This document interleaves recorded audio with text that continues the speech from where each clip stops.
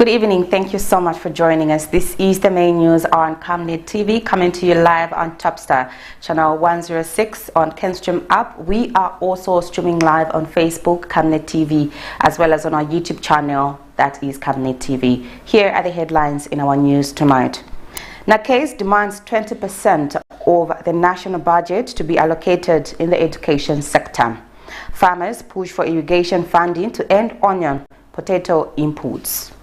HH assures investors of business-friendly reforms. In international news, vote counting underway in Guinea, referendum amid controversy over draft constitution. And in sports news, coach HÄUPTLE named 22-player provisional squad for WAFCON 2026 qualifiers against Namibia. I will be back with the details shortly after this break. Keep watching. Get all the latest updates in court news only on Camnet TV. We take you and make you feel part of the court sessions through our in-depth coverage of the adjudication process.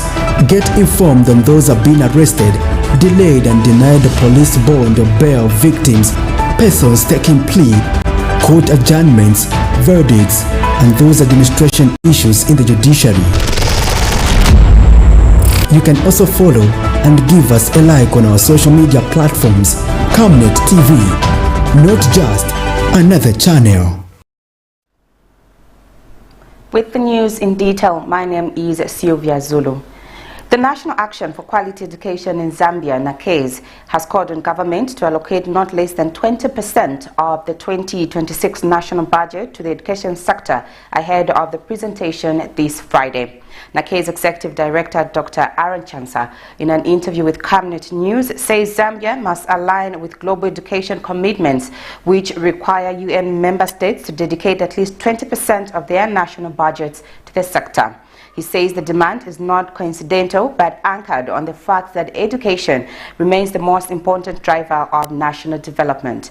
Mr. Chansa has since warned that underfunding the sector will cripple critical reforms, citing the urgent need to recruit at least 10,000 teachers next year to address the current deficit of about 45,000, as well as to replace more than 6,000 teachers who leave the system annually.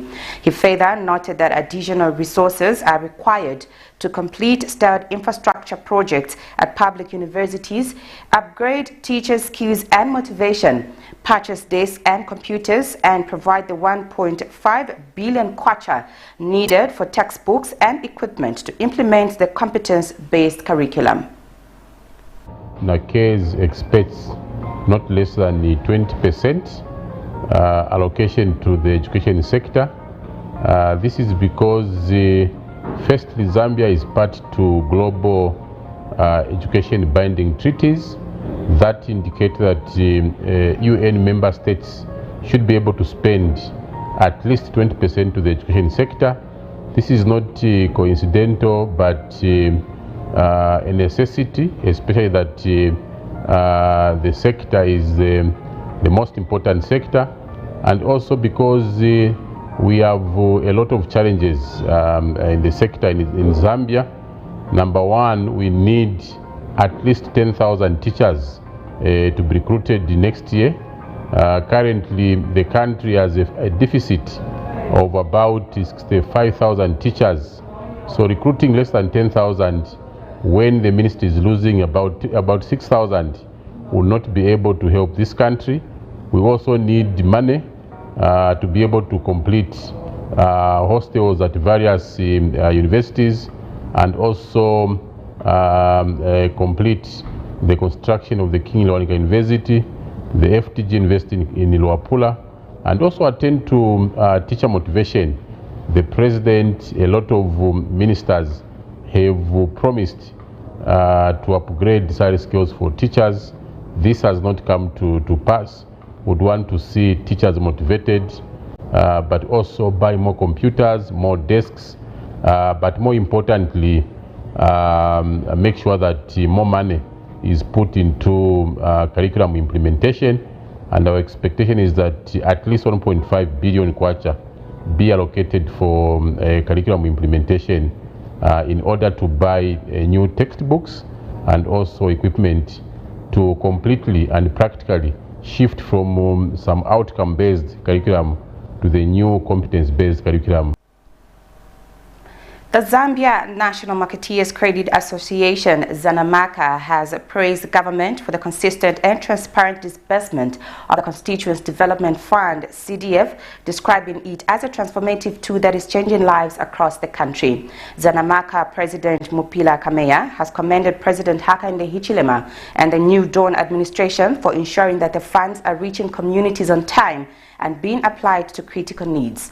He says the recent handover of 119 fully equipped ambulances to rural constituencies was not only a government milestone but also a lifeline for many families. The organization says the initiative has recorded unprecedented growth under the current government, rising from 1.6 million kwacha per constituency between 2012 and 2021 to 36.1 million kwacha in 2025. In other news, the Zambia Fruits and Vegetables Association has urged government to make financing for irrigation systems more accessible if the country is to cut its reliance on importing onions and potatoes. Speaking in an interview with Camnet News, Association President Bernard Sikanyongana says despite presidential pronouncements and opportunities under the Constituents Development Fund, CDF, and the Citizen Economic Empowerment Commission, CEEC, very little support has reached farmers on the ground. Mr. Sikunyongana said Zambia has the potential to produce enough vegetables year-round, but limited access to irrigation financing continues to frustrate efforts, forcing the country to keep opening its borders for costly imports. He stressed that farmers are tired of repeatedly applying for import permits when government should instead empower local producers to meet national demand. There are efforts from the government that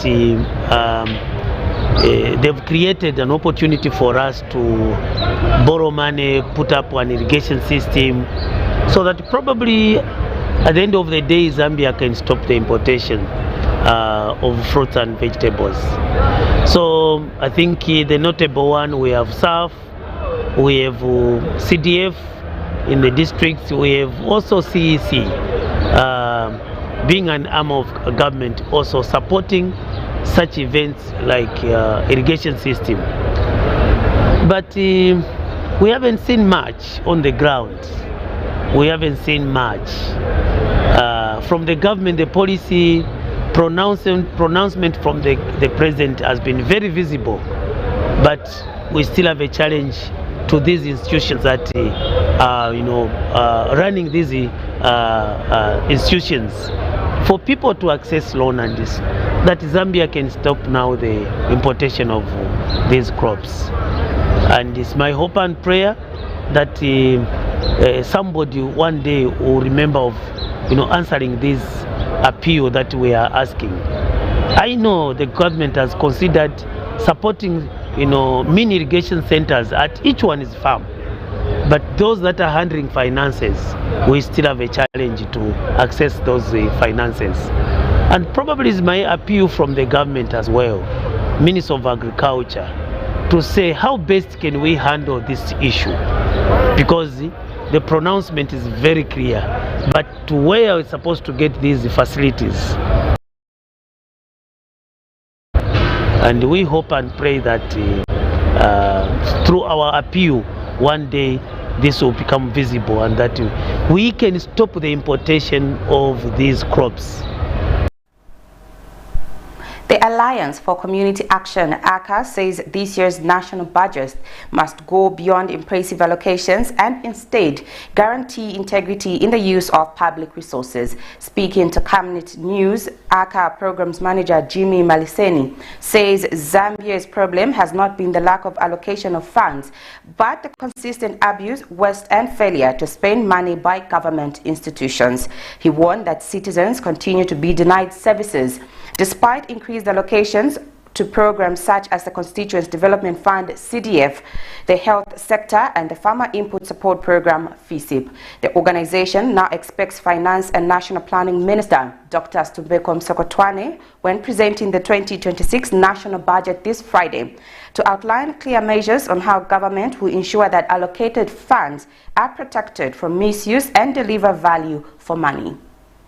As the Minister of Finance presents the national budget, our view this year in terms of expectations is that we want to focus on budget integrity, or at least what we're referring to ourselves as budget integrity. And we do so from the realization that one of the emerging issues that we've had with our national budget in recent times has not really been the lack of allocation of public resources to different programs in this country. Yes, there are a lot of strong cases to be made in terms of the thresholds, or in terms of the amounts of money that are allocated to various programs in the budget. However, our main concern has been that while money is allocated and sometimes sent to spending agencies, there has been abuse of public resources and there has been failure to use public resources.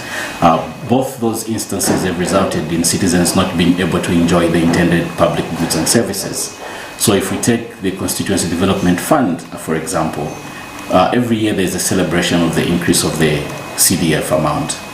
But again, every subsequent year, there are reports from the Auditor General that indicate failure on behalf of the local authorities to spend those resources, or the abuse of those public resources.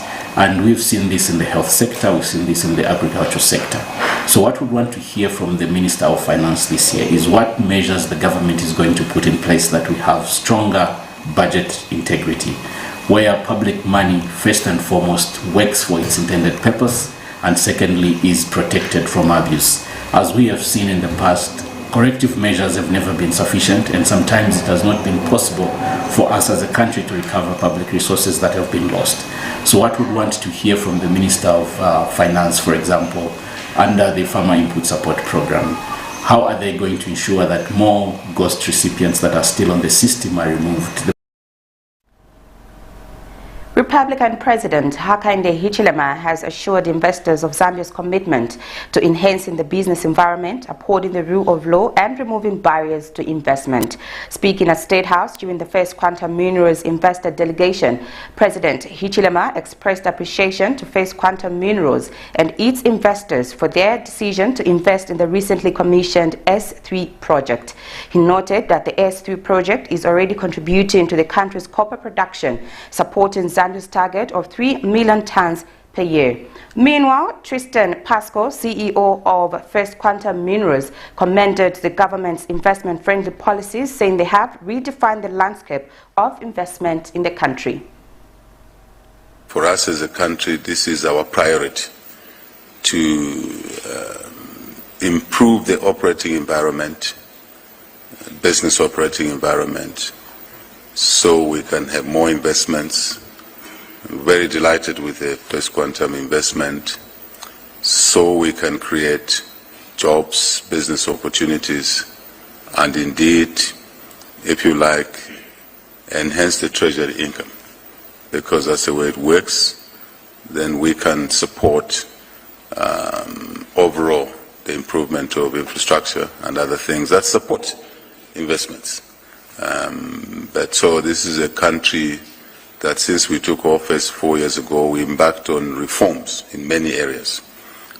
So that, as you know, many of you knew about the debt restructuring, or know about it, and we worked very hard to bring it in line, to create a headroom that was necessary to attract investments like your investments, and also to ensure that we retain the rule of law as much as possible, because it's an important environmental aspect, in as much as we attract investments in specific sectors such as mines. We paid particular attention to the mining sector because before we took office, it really was on a downhill. Now I think it's looking up, as Tristan said, and we're delighted that you have responded as First Quantum, leadership, investors, to bring more investments, because this is teamwork. After all, we are partners. In terms of your government's policy towards investments and the investment that we've seen in Zambia, which I think is at a record level, given all that's happening in the mining industry at the moment, both at Kansanshi but also in our peer companies, we're seeing what I think is the biggest period of investments in mining in Zambia in the country's history right now. The The Ministry of Water Development and Sanitation has appointed new boards of directors for 8 of Zambia's 11 commercial water utilities in a move aimed at improving governance, accountability and service delivery. Principal Public Relations Officer Prince Chiyuni says the newly appointed boards for Lusaka, Kafubu, Nkana, Mulonga, Chempeshi, Eastern, Northwestern and Lukanga water supply and sanitation companies are tasked with providing strategic leadership, fast-tracking ongoing projects and exploring public-private partnerships to address investment gaps. Mr. Chiyuni says the boards have been given clear mandates to improve financial performance, reduce operational costs, and tackle sector challenges such as high levels of non-revenue water, aging infrastructure and rising energy costs. They are also expected to sign performance contracts with measurable targets to ensure accountability. The Minister of Water Development and Sanitation, Honorable Collins Nzovu, has appointed new boards of directors for 8 of the country's 11 commercial water utilities. The new boards for Lusaka, Kafubu, Nkana, Mulonga, Chambeshi, Eastern, Northwestern and Lukanga water supply and sanitation companies are expected to provide strategic leadership and strengthen performance in line with government's commitment to expanding access to safe drinking water and improved sanitation services nationwide. These appointments mark a significant step towards enhancing corporate governance, accountability and operational efficiency in the water sector. Each board brings together a diverse team of professionals drawn from engineering, economics, finance, law, and public administration. This blend of expertise is expected to inject fresh perspectives and renewed drive in the management of the utilities. The boards have been given a clear mandate by the Minister of Water Development and Sanitation. The boards are required to sign performance contracts with specific measurable targets for key indicators, ensuring accountability. The Kalumbila Town Council has completed an ultra-modern community service center in Jovo Ward with the capacity to host over 1,000 people. The 1.8 million kwacha project, funded through the Ward Development Fund, was constructed by Carlos Innovations Limited. Speaking on the development, Jovo Ward Councillor Kelvin Nkolomba said the new center will serve as a hub for social, cultural and community activities, providing much-needed space for farmers and residents to gather and engage. Local leadership, including Headman Mumpoke, along with farmers, described the facility as a game-changer that will enhance community engagement and support rural development initiatives. For years, farmers and residents in Karumbira district have enjoyed the elements of holding vital meetings and agricultural trainings in churches, classrooms or under trees. But in Chovwe and other wards, the narrative is changing as Karumbira Town Council, through the Ward Development Fund, has constructed an ultra-modern community center at a cost of more than 1.8 million kwacha. Jovo Ward Councillor Kelvin Nkolomba says the new facility will serve as a hub for social, cultural and community activities. This will be, an infrastructure that we are going to equip with so many things in it. One of it will be, carpentry will be done here. Community engagement in 2 other activities will be done from here, funded under Ward Fund, where we have spent over $1 million plus. This community has an office of a councillor, is for Ward Development Committee. Beyond just infrastructure, the project has created jobs too. 5 local youths have been employed to run the facility. Government has employed, through local government, over 5 workers who are working at this community hall. And these are residents of Chovwe. They are children from here. They are grade 12s who are earning a living from that. All this has come because of the New Dawn government. And this has come as a result of us, also council coming up with these initiatives. The community hall you see here is not only in Chovwe, they are dotted around in Kalumbira, in all 12 wards. Traditional leadership and farmers have also welcomed the development. Chovwe Community Hall.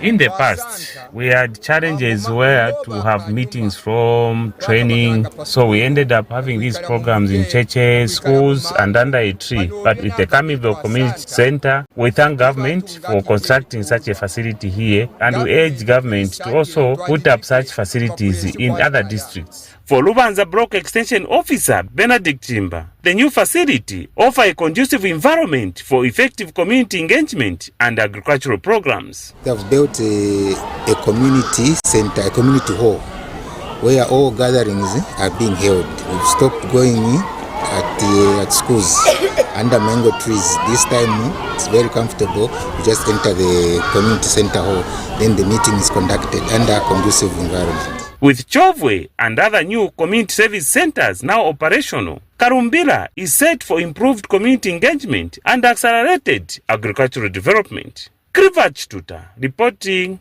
in Karumbira District, Northwestern Province.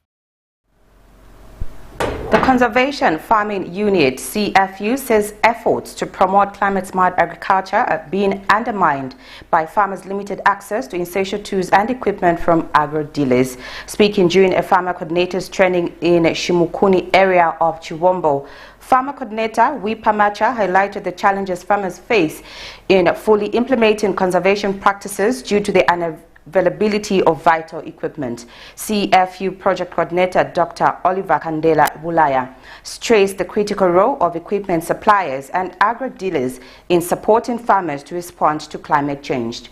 He urged them to stock key tools such as reapers, tins and chaka hoes, while encouraging farmers to take advantage of mechanization centers like Kembe Farm Institute for early land preparation. That's the biggest challenge we are facing. For us to do better hectarage in terms of land preparation, we need these tools to be available as readily accessible as possible, so that we do the work so efficiently.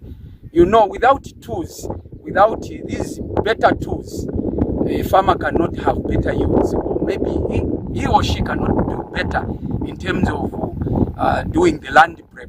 For better yields, you need, in this climate change that we are in, as we go out to promote conservation farming or conservation smart agriculture, we need to have access to better equipment. The challenge that farmers are going through in many places that we've been is the challenge of tools.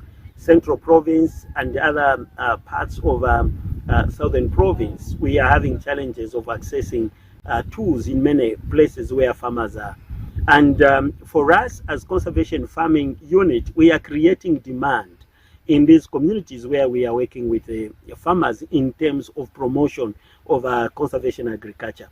We are talking about issues of mechanized. Farmers need tools and equipment to enhance their preparation of land, because this is the period farmers should prepare in terms of land. So it is very important that as we are creating this demand for these tools and equipment for farmers to use, the agro dealers should respond to the challenges that we are facing with lack of tools like chakaos, lack of tools like reapers, you know, that can help our farmers to sustain their land preparation. You're watching the main news on Camnet TV. We now take a break. Every Monday to Thursday afternoon, join us for the Lunchtime Cafe.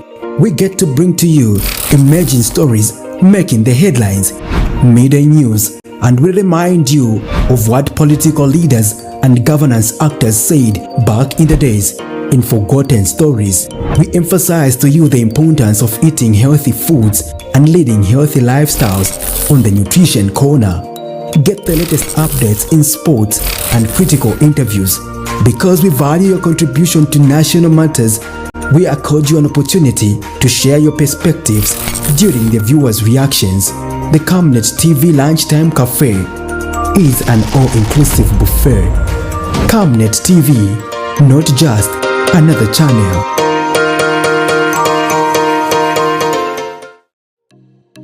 Enjoy the benefits of an instant loan with us ranging from 1,000 kwacha to 750,000 kwacha paid express once collateral is viewed, valued and verified.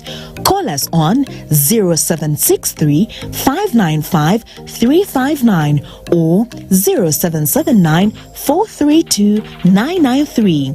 Classified Financial Express, here as your financial friend.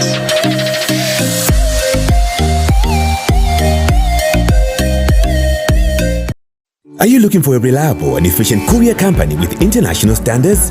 Then let UBZ Courier, your trusted partner in swift and secure deliveries, be your ultimate choice. Whether it's a small package or a hefty consignment, UBZ Courier handles it all, locally and internationally.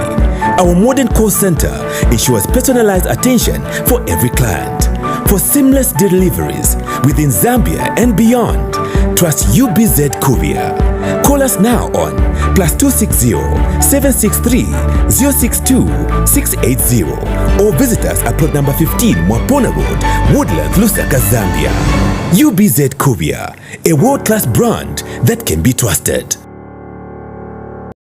From time immemorial, we have had different types of lighting options, from those that can burn down our investments in minutes to those that dig holes in our pockets due to constant replacement and huge consumption of our ZESCO units. Savenda Electric introduces the new and advanced electric bulb with cutting-edge technology of LED that has low power consumption, gives out bright white light, and lasts up to 25,000 hours. Savenda Electric manufactures all types of LED light, like plastic LED fluorescent tubes, down lights, ceiling lights, outdoor fittings, and solar street lights made to customer specifications. Let's live on the bright side of life by choosing the wide range of Savenda electric lighting solutions that are available in all leading stores and supermarkets countrywide. For orders, call 0962 642 490 or email jnbunda@savenda.com or pchabula@savenda.com.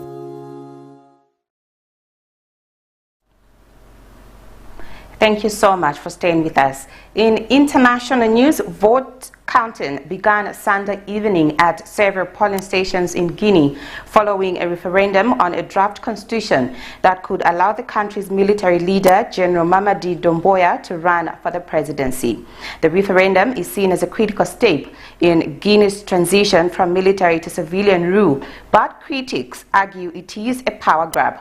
Last year, many of Guinea's political parties were dissolved and the three main opposition parties were suspended in the weeks leading up to the vote, limiting their ability to campaign or engage with voters.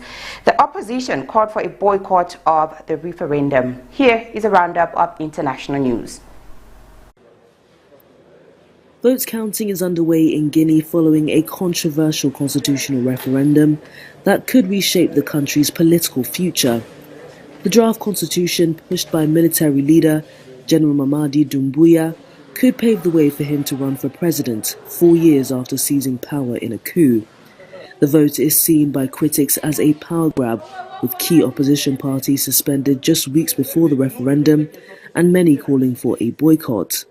On the ground in Conakry, voter turnout appeared mixed, some residents staying away, citing broken promises by the junta.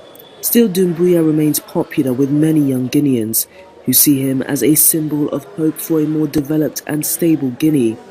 With 6.7 million eligible voters, the referendum requires at least 50% turnout to pass, a number that could determine the country's democratic future.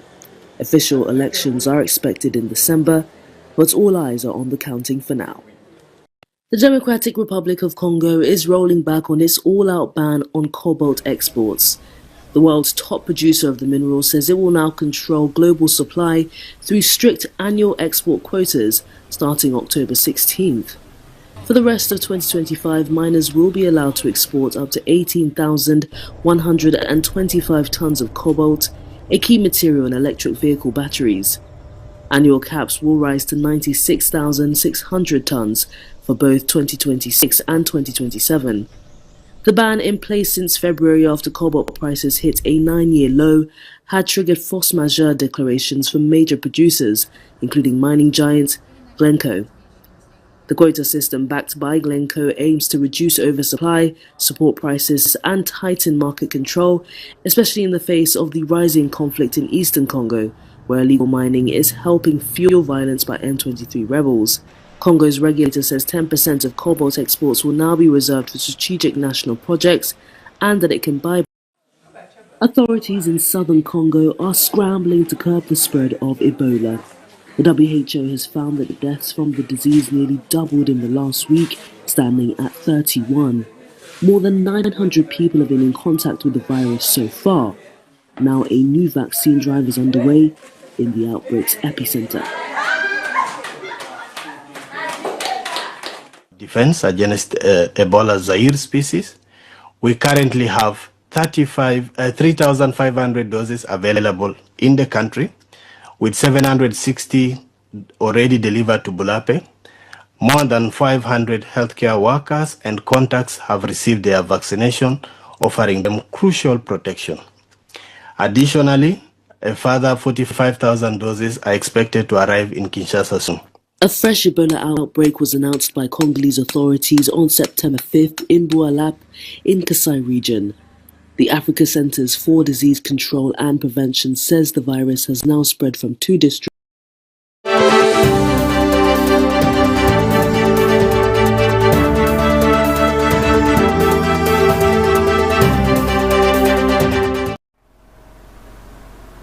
Zambia women's national team coach Nora HÄUPTLE has named a 42-member provisional squad ahead of the back-to-back Morocco 2026 FIFA Women's World Cup of Nations WAFCON qualifiers against Namibia. The announcement comes as the team wraps up preparations to secure a place in the continental tournament, which also serves as a qualifier for the 2027 FIFA Women's World Cup. The squad features a mix of experienced internationals, foreign-based players, and emerging young talent. Goalkeepers Hazel Nali of Zesco Ndola Girls and Agnes Banda of Nchanga Queens have returned to the national team after recovering from injuries. Strikers NLS Piri, Zesco Ndola Girls and Message Pasula, Kamfinsa Police are among the standout names, while Israel-based Rachel Nachula is part of the local squad currently in the country. Under 20 stars Chishala Mafunte and Margaret Gondwe have been included, although they will join the senior team after their weekend commitments in the FIFA World Cup home match against Burundi in Ndola. Foreign-based players are expected to join camp in the final stages of preparations when the FIFA window opens on October 20th. The first leg of the qualifiers will be played away against Namibia on October 22nd at Dawsonville Stadium in South Africa, as Namibia currently lacks a FIFA-approved venue. The return leg will take place 4 days later at Levi Mwanawasa Stadium in Ndola, with the winner over the 2 legs earning a spot in the Morocco 2026 WAFCON tournament. Well, that's it for our main news tonight. Here is a recap of the stories making headlines. NAQEZ demands 20% of the national budget to be allocated in the education sector.